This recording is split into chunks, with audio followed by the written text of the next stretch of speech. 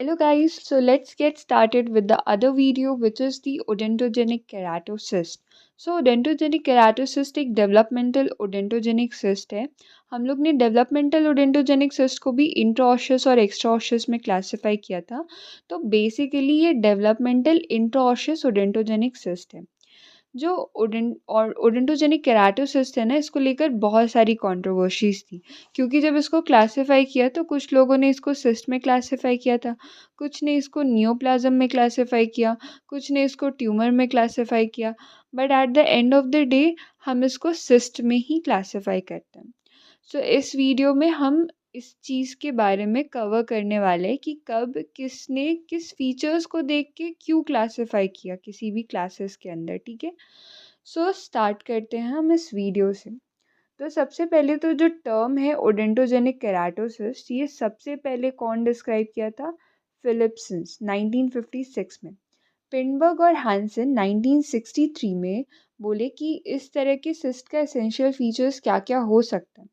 सबसे पहले उन्होंने बोला कि देखो, इस लीजन का नाम केराटोसिस्ट क्यों पड़ा, क्योंकि ये जो सिस्ट है ना, ये बहुत ज़्यादा केराटीन बनाती है जो कि सिस्ट के ल्यूमेन को फिल कर देती है, इसलिए. दूसरा, कि एपिथेलियम और कनेक्टिव टिश्यू का जो इंटरफेस है वो बिल्कुल फ्लैटेंड होता है, और जो बेसल एपिथेलियल सेल्स होता है वो पैलिसेडिंग होता है. ठीक है, ये सारा कैरेक्टरिस्टिक फीचर है इस लीजन का. 1967 में टॉलर्स ने बोला कि ओकेसी जो है वो एक बिनाइन नियोप्लाज्म है, उसको हम सिस्ट नहीं बोल सकते हैं. और टॉलर ने इसके क्लिनिकल बिहेवियर को देखकर बोला था. क्या क्लिनिकल बिहेवियर में उन्होंने देखा कि इसके पास पोटेंशियल है कि ये अग्रेसिवली बिहेव कर सकता है, रिकरेंस का चांसेस होता है, and it is associated with nevoid basal cell carcinoma syndrome. और 2005 में डब्ल्यूएचओ ने बोला कि ये ओकेसी केसीओटी है, दैट इज केराटोसिस्टिक ओडेंटोजेनिक ट्यूमर. उन्होंने इसे ट्यूमर में क्लासिफाई किया. क्यों? On the basis of its aggressive behaviour, recurrence का चांसेस होता है, और म्यूटेशन होता है पीटीसीएच जीन में. ठीक है, बट ये बहुत सारे लोग एक्सेप्ट नहीं किए. वो बोले कि सिर्फ जेनेटिक और मॉलिकुलर स्टडीज़ के बेसिस पे हम नहीं बोल सकते हैं कि it is a tumour. Basically आप देखो, जो पीटीसीएच जीन होता है ये एक ट्यूमर सप्रेसिंग जीन होता है. ठीक है, और जब इसमें म्यूटेशन हो जाता है तो ट्यूमर सप्रेस्ड नहीं हो पाता है, तो ट्यूमर मैनिफेस्ट हो जाता है एक्चुअली. ठीक है, बट बाद में इस चीज़ को बहुत सारे लोगों ने अपोज किया. बोला कि जो म्यूटेशन है पीटीसीएच जीन जो है वो बेसिकली अगर कोई सिस्ट सिंड्रोमिक केसेस से एसोसिएटेड होता है उसमें ज़्यादा देखने को मिलता है, और पीटीसीएच का म्यूटेशन नॉन सिंड्रोमिक केसेस में नहीं देखने को मिलता है. और बहुत बारी तो ऐसा भी हुआ है कि स्पोरैडिक केसेस में आपको पीटीसीएच का म्यूटेशन देखने को ही नहीं मिले. ठीक है, या फिर बहुत सारे केसेस में आपको एसएमओ म्यूटेशन नहीं देखने को मिलेगा. ना एसएमओ म्यूटेशन क्या होता है? बेसिकली एसएमओ जो होता है वो smooth and protein coding gene होता है, और ये जो होता है इसको अगर हम लोग ने मतलब अ, इसमें म्यूटेशन हो जाता है तो बेसिकली इसके वजह से भी ऑन्कोजेनेसिस हो जाता है. ठीक है, सो मोर ओवर यही बोला गया कि पीटीसीएच म्यूटेशन जो है वो बहुत सारी चीज़ों में देखने को मिलता है. आपको ऑर्थोकेराटिनाइज ओडेंटोजेनिक सिस्ट और डेंटिजिरस सिस्ट में भी देखने को मिलता है. तो ये सब करने के बाद में लास्ट में 2017 के क्लासिफिकेशन में बोला गया कि ओकेसी एक सिस्ट है, वो एक ट्यूमर नहीं है. ठीक है, ट्यूमर या नियोप्लाज्म ये सब नहीं है, ये एक सिस्ट है. तो सबसे पहले आते हैं कि इस सिस्ट का क्लासिकल फीचर्स क्या क्या होते हैं और क्लिनिकल फीचर्स क्या क्या होते हैं.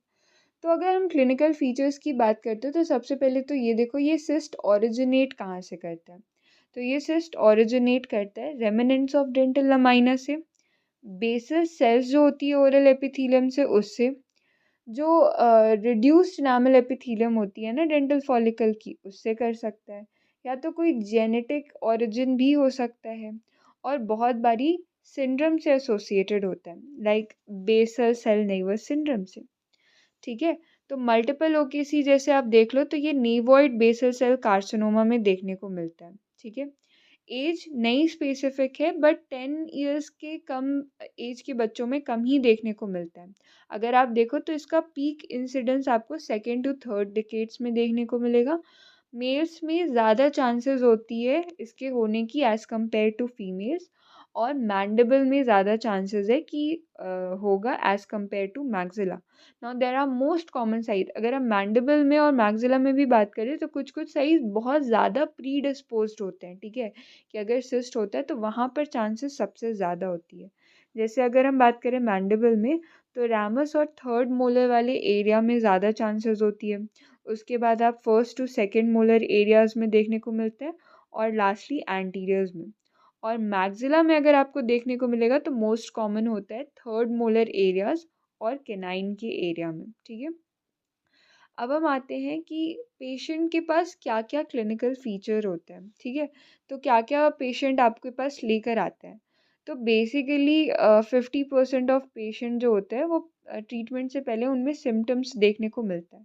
तो मोस्ट कॉमन फीचर्स जो होता है वो पेन होता है, सॉफ्ट टिश्यूज का स्वेलिंग हो जाता है, बोन का एक्सपेंशन होता है, ड्रेनेज हो सकता है, और बहुत सारा न्यूरोलॉजिकल मैनिफेस्टेशंस हो सकता है such as paraesthesia of teeth और लिप।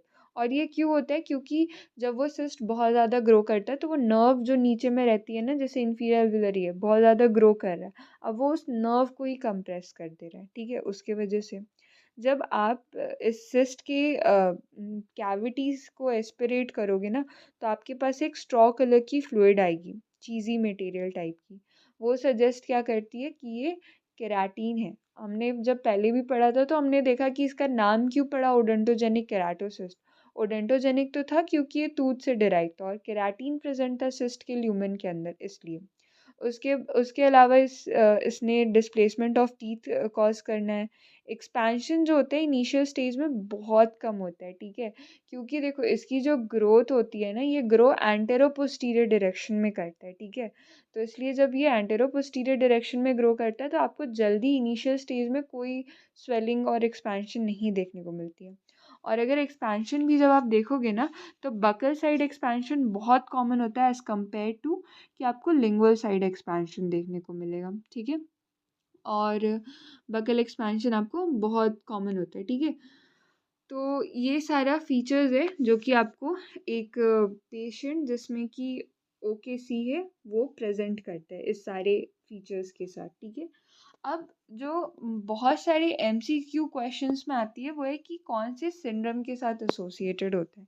ये नीट में मोस्ट कॉमनली आस्क्ड क्वेश्चंस होते हैं, ठीक है। तो आप इसको बस देख लो कि इससे कौन कौन से सिंड्रोम एसोसिएटेड होते हैं।